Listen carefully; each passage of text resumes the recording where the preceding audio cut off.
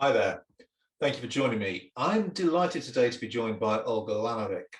Olga and I met fairly recently at the Cannes Lions Festival of Creativity, where we talked about the situation in Ukraine and the war between Ukraine and Russia.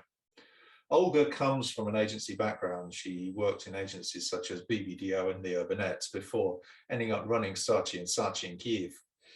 Olga's life was turned upside down with the Russian invasion on the 24th of February. We wanted to bring a human side to the story, and Olga has very kindly agreed to talk about the situation she finds herself in now and how she got to where she is at the moment. Olga, it's lovely to see you again. Well, thanks for such a kind introduction. Nice to see you again. No, my pleasure. So Olga, I mean, just for the people who weren't with us in Cannes, I mean, could you maybe just tell us a little bit about your life before the war started back at the beginning of this year? Thanks, Paul, for asking. Yeah, well, I could say that by that point, my life was quite good balance, and I have reached to the very good life balance to which I was working very hard. And I just recently switched into the project base with Tabasco. I used to work with an amazing team. I could develop myself in a new professional skills, as well as with my personal interest like tennis and culinary. I was participating in amateur tennis tournament. I was organizing tournaments. I was up to open my little business of healthy sweets. In general, I was happy, full of ideas, energy, and dreams person. But just by February 24th, on February 24th, everything changed. Like, you know, life before and new life after. So on the 24th, I mean, we obviously sort of sat here in the UK and other countries around the world and were shocked by the invasion, and it probably wasn't a total surprise because it had been building up. But what went through your mind on February the 24th when you heard the news that the Russians had come across the border? Honestly, there were a lot of talks before, but nobody believed that in 21st century we can have war in the center of Europe. No me, no my family, nobody from my friends or business circle thought that we can have aggression from just our brothers, what we called before.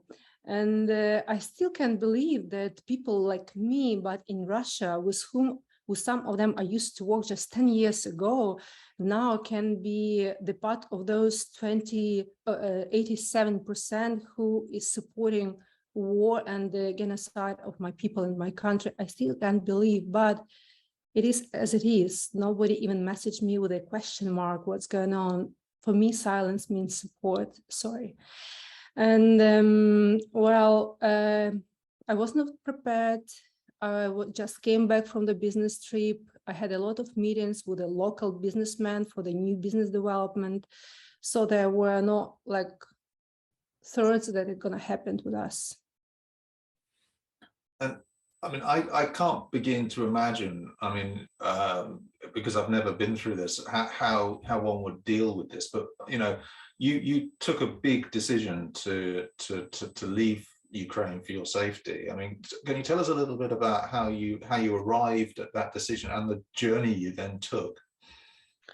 On the February 24th, I was in Kyiv at my home. I woke up from the sounds of explosions and I still couldn't believe. And I got a lot of phone calls and I switched on the TV and all news, everybody heard that the war had begun. So it was a little bit panic inside because I don't know how to be prepared for that. I never was in the situation like this, so it was a little bit shock, but then I stayed in Kyiv for quite a long time, like first 10 days of the war, because I still believe that one day and it's gonna finish. I couldn't believe that it's gonna stretch so widely and so deep into the country. So I spent 10 days in underground bunker without no sleep, hearing the explosions. And one night actually was very shocking. We were sitting in the underground, and it's when the street fights began. We were sitting underground, and we heard the gunshots, and we heard the loud knocking right into the door on the place where we were sitting. And on that moment, I heard how my heart beats in my head, and I looked at the moms who were holding their kids tightly. We couldn't even cry. We just prayed. It's for the first time in my life, I was thinking that my life might end. And on the next day, I saw that there are very little women left in the building, that they were staying for 10 days, but in one day, just people start leaving. It was a day when a lot of Russian tanks were coming to Kyiv, and Russians were going to encircle the Kyiv. And many people called me and told me that, Olga, it could be your last chance to leave Kyiv, today or never.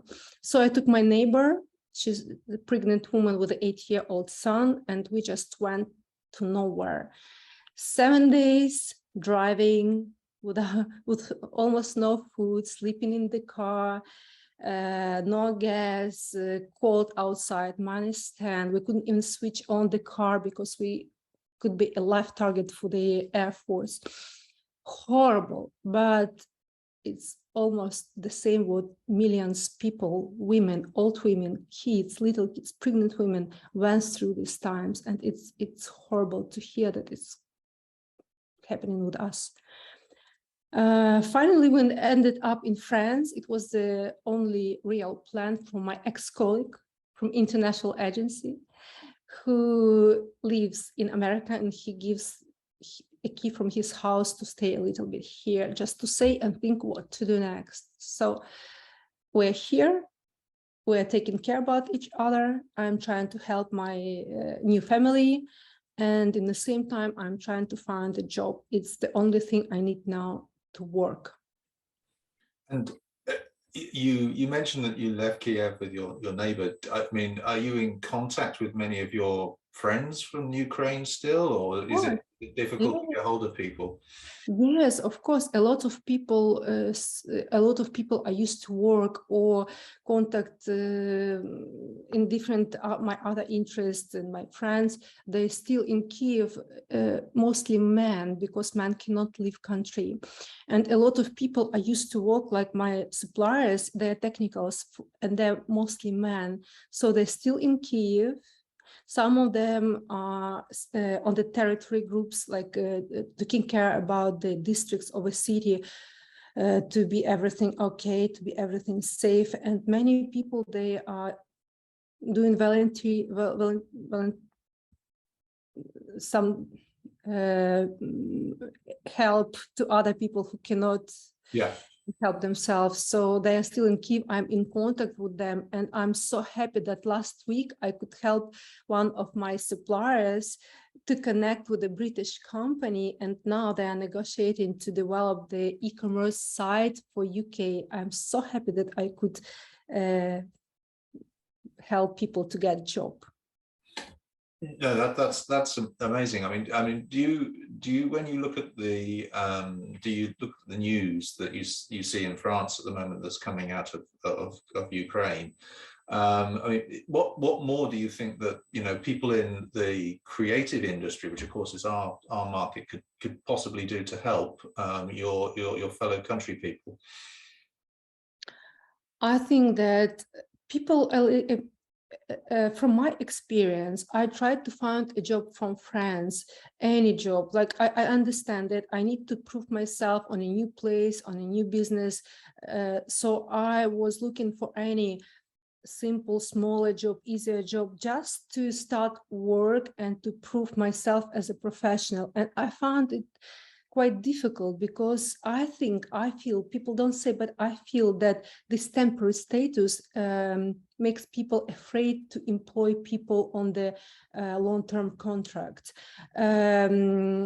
I'm not talking about technicals. Technicals, people like designers, developers, they are mostly freelancers and they are very, very in demand. Our professionals, Ukrainian technical professionals in demand. They probably their price probably relatively less, but they deliver very high quality work. But for managers like me, even in Ukraine, I made a successful career. I have a good name. For the last 20 years, I was not searching for a job because I proved my reputation and people wanted to work for me. Sorry to say that, but I feel like I didn't need to search for a job. And now I need to search for any job to prove myself. I'm ready for that, but I feel that people are afraid to take people on a temporary status to their staff. What is my message is don't afraid. Just try, because people are so hardworking. Now people are so much motivated to work hard, to make their livings, to help those who cannot work, to donate for army, for kids, for anybody. We are very motivated to work. We don't have roofs, we don't have food, so we need to work, and we can work and deliver the best quality of work.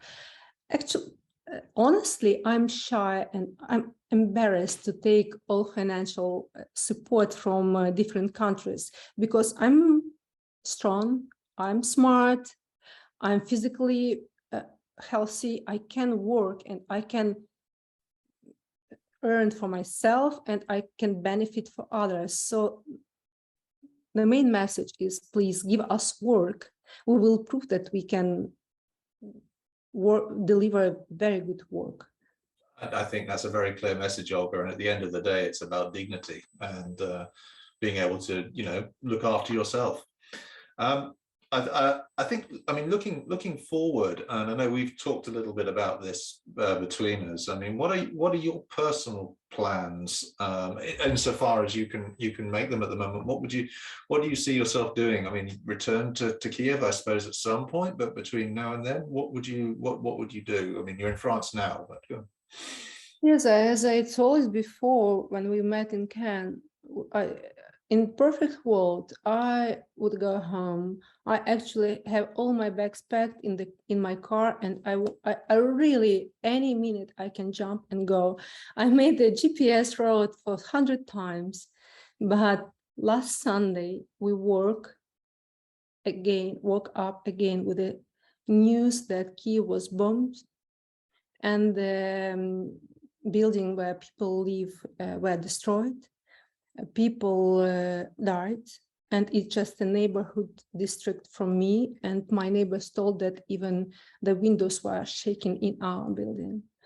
So I don't know how to go home, how to cross the 1,000 kilometers from border to Kyiv, because a lot of people with weapons, a lot of sudden military air force attacks on the shopping malls, on the roads, mostly all roads destroyed. So I'm thinking to move to the UK and to try to find a job there. At least I know English. I can try to search for a job and be with my daughter. My daughter lives in English, so this may be a family support, and reunion will give me more strength and motivation.